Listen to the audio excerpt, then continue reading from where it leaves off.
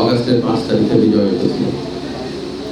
আমরা সেই শহীদদের স্মরণ করতে, আহতদের স্মরণ করতে এবং সংগ্রামী সহযোদ্ধাদের স্মরণ করতে আজকে নারায়ণগঞ্জের মাটিতে উপস্থিত হয়েছে। বন্ধুরা, আপনারা জানেন এই সরকার এটা গণ-অভ্যুত্থানের মধ্যে দিয়ে আসা সরকার। 1 বছর জুলাই আমরা 36টা দিনের প্রোগ্রাম নিয়েছি। আজকে 14 তারিখ, এই দিনে যারা শহীদ হয়েছিলেন আপনারা জানেন, আমাদের বন্ধুরা। আজকে সেই অগ্নিকন্যারাও নেমে এসেছিলেন রাজপথে, তাদের প্রতিও শ্রদ্ধা জানাচ্ছি।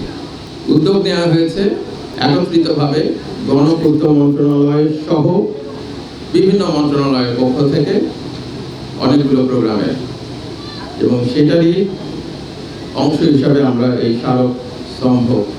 বান্ডেল থাকলে প্রতি সেনমানিতে টাকা বাঁচবে। বিকাশ সেনমানি বান্ডেল কিনে জিতুন প্রতি লেনদেনে। বিভিন্ন জেলায় প্রতিষ্ঠার উদ্যোগ নিয়েছি।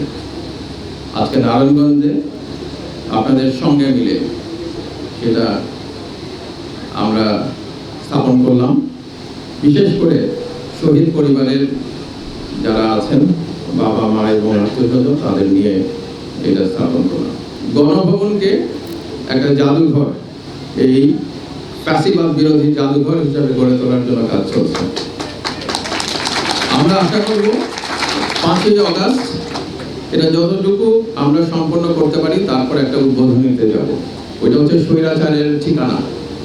আমরা ওই ঠিকানাকে সংরক্ষণ করতে চাই, দেখাতে চাই যেখানে এই ফ্যাসিবাদ কিভাবে মানুষকে অত্যাচার করত, কিভাবে তাদের বিভিন্ন রকম পরিকল্পনা ছিল, সেটা বাংলাদেশের মানুষ এসে দেখবে।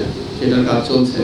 আমি এই ব্যাপারে আমার গণপূর্ত মন্ত্রণালয়ের এই আর্কিটেকচারাল উইং এবং ইঞ্জিনিয়ারিং উইংকে ধন্যবাদ জানাচ্ছি তাদের কাজের জন্য। সারা দেশে এই কাজের পাশাপাশি আমরা উদ্যোগ নিয়েছি, এটা বিশেষ করে যারা অফিসার্স আছেন, গভর্নমেন্ট অফিসার্স, তারা উদ্যোগ নিয়েছেন সমস্ত কবরগুলো সংরক্ষণ করার জন্য। আমরা সেই শহীদদের কবরগুলো সংরক্ষণের জন্য ব্যবস্থা করছি। এই কাজও এগিয়ে যাচ্ছে। আমরা এই কাজগুলো শেষ করতে চাই সমস্ত এই 5ই অগাস্টের মধ্যে, জুলাইয়ের 36-এর মধ্যেই। আমরা কাজগুলো অসমাপ্ত রেখে যেতে চাই না। তবে আমাদের সংগ্রামের ধারা আমরা শেষ করতে পারবো না, সেটা আপনাদের কাছে দিয়ে যাব। আপনারা এটা এগিয়ে নিয়ে যাবেন। আপনারা অগ্নি যুগের সন্তান। আগুন হাতে নিয়ে ঢাকার রাস্তায় নেমেছিলেন, সারা দেশে নেমেছিলেন, নারায়ণগঞ্জে নেমেছিলেন। সেই আগুন হাতে নিয়ে দেশকে এগিয়ে নিয়ে যেতে হবে। বাংলাদেশে যেন কখনো কোনো আধিপত্যবাদী শক্তি চোখ রাঙাতে না পারে, বাংলাদেশে যেন কখনো ফ্যাসিবাদ আসতে না পারে, এবং যদি আসার চেষ্টাও করা হয় সেটাকে দমন করা হবে।